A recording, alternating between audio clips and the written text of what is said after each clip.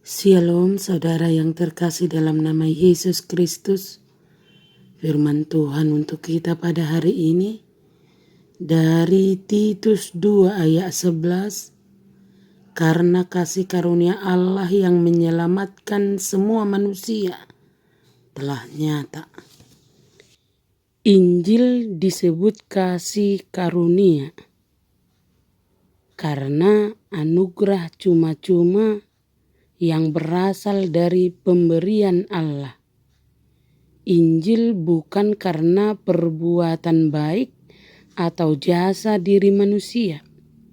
Injil mewujudkan dan menyatakan kehendak baik dan cara yang agung dan gilang gemilang dan merupakan sarana untuk menyampaikan dan mengerjakan kasih karunia di dalam hati orang-orang percaya. Karena kasih karunia itu mewajibkan dan mendatangkan kebaikan. Kasih karunia Injil ini menyelamatkan. Ini adalah keselamatan dari dosa dan murka dan dari kematian dan dari neraka. Karenanya Injil disebut firman yang hidup. Injil membawa kepada iman dan dengan demikian membawa kepada hidup, yaitu hidup yang kudus saat ini dan hidup yang penuh kebahagiaan pada hari yang akan datang. Hukuman Taurat adalah pelayanan kematian, tetapi Injil adalah pelayanan hidup dan damai sejahtera. Oleh karena itu, Injil harus diterima sebagai keselamatan, supaya tujuannya tercapai, yaitu keselamatan jiwa kita, dan tidak akan termaafkan bagi orang-orang yang menyia-nyiakan kasih karunia itu. Mereka tidak mendapat keselamatan. Kasih karunia itu sudah nyata atau bersinar lebih jelas dan terang daripada sebelumnya.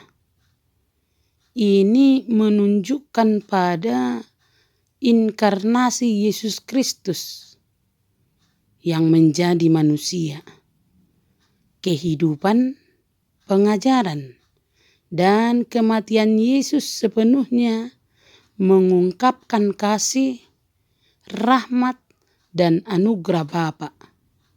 Ketika kita menerima Yesus Kristus, kita menerima Allah. Dan ketika kita melihat Yesus, kita melihat Allah.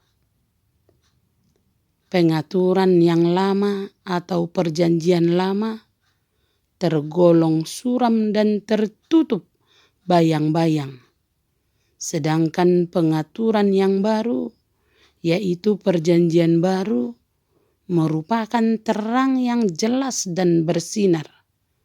Dan karena sekarang pengaturan itu sudah lebih terang, maka lebih tersebar luaslah Injil itu.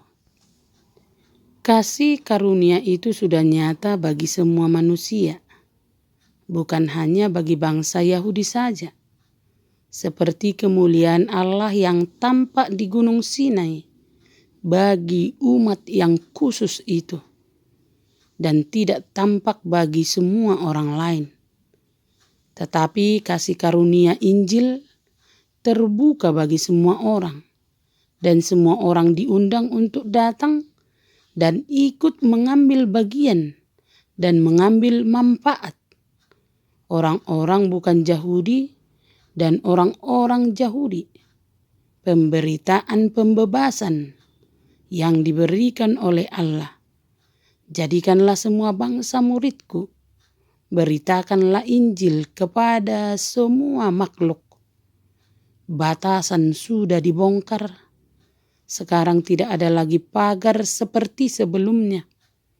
Pemberitaan tentang Yesus Kristus sesuai dengan penyataan rahasia yang didiamkan berabad-abad lamanya, tetapi yang sekarang telah dinyatakan dan yang menurut perintah Allah adalah yang abadi, telah diberitakan oleh kitab para nabi kepada segala bangsa untuk membimbing mereka kepada ketaatan iman di dalam Yesus Kristus. Pengajaran tentang kasih karunia dan keselamatan oleh Injil adalah untuk semua orang dan dari segala pangkat dan keadaan, budak dan hamba dan juga tuan-tuan.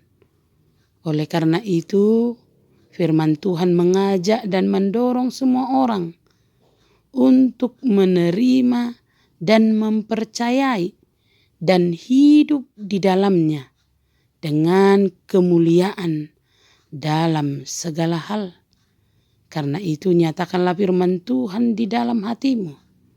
Kasih karunia Allah yang menyelamatkan semua manusia telah nyata. Amin. Demikianlah firman Tuhan. Tuhan Allah memberkati kita semua. Selamat beraktivitas.